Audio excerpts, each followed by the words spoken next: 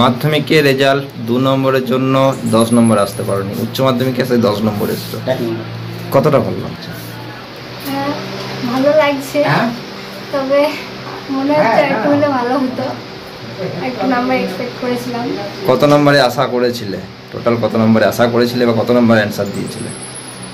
Answer তো সবই ফুল মার্কসে দিয়েছিলাম, তবে আশা করেছিলাম 90 মানে 490 এর উপরে পেতাম মনে হচ্ছে। এই যে 488 এই নাম্বার পেয়ে তুমি খুশি কতটা? খুশি হয়েছি, তবে যেটা বললাম আর একটু ভালো হলে ভালো হতো। আশা আছে। আমি ডাক্তার হতে চাইছি আপাতত। পড়াশোনায় কতক্ষণ টাইম দিতে? পড়াশোনায় মিনিমাম 12 ঘন্টা দিতাম, 12 ঘন্টা 14 ঘন্টা এরকম। এছাড়া কি হবি রয়েছে তোমার পড়াশোনা ছাড়া? পড়াশোনা ছাড়া হবি বলতে ছবি আঁকতে ভালো লাগে আর মুভি দেখতে ভালো লাগে। ভালো লাগছে। কি আশা করেছিলেন মেয়ের কাছে, কেমন হয়েছে? ঠিকই আছে। মেয়ে কতক্ষণ পড়াশোনা করতো? মেয়ে তাও 10 ঘন্টা তো করতোই। টিউশন কতগুলো ছিল? টিউশন বেশি ছিল না, ও বাবাই পড়াইতো, স্কুলে স্যাররাও সাহায্য করেছে। হ্যাঁ, খুশি তো ওটাই, কারণ মাধ্যমিকে ও 1 নম্বরের জন্য র্যাঙ্ক করেনি, মানে র্যাঙ্ক বলতে ওই মানে দশম স্থানে আসতে পারেনি, সেই আফসোসটা ছিল। সেই আফসোসটা যা হোক এটাতে কিছুটা মেকআপ হলো। আর আমরা আশা করেছিলাম যে আরও একটু হয়তো 6 বা 7, 5 এরকম র্যাঙ্ক হবে, যে দেখ নাম্বার হয়তো পুরো ভুল হয়েছে।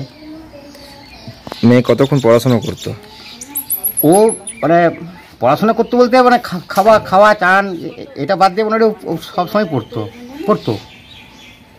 মানে ওকে আমি বলতাম তুই যদি খারাপ রেজাল্টও করিস, কারণ আমরা তোকে কিছু বলবো না, কারণ তুই 100% দিছিস, পড়াশোনা করে 100% দিছিস, তার থেকে কী আর বলবো। এটাই খুশি। আর আরেকটা জিনিস, এত বাধা মানে বার্ডেনের মধ্যে তো এত বাধা সত্ত্বেও যে রেজাল্ট করেছে ঠিক আছে, তারপরে সাহায্য করেছে, যেমন আমাদের আর কি ওই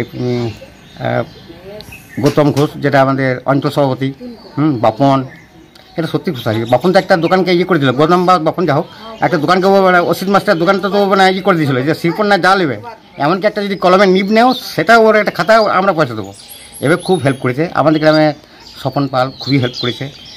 তারপর পীযূষ দত্ত বলে একজন আছে গৌরবাজারে, উনিও খুব হেল্প করেছেন। মানে অনেক হেল্প পেয়েছি এবং যা হোক এবারে আমার মধ্যে একটা কী বলে মোটিভেশন কাজ হয়েছিল যে এত লোক যখন মানে সাহায্য করছে, তাহলে আমিও একটু ওর পেছনে সময় দিই।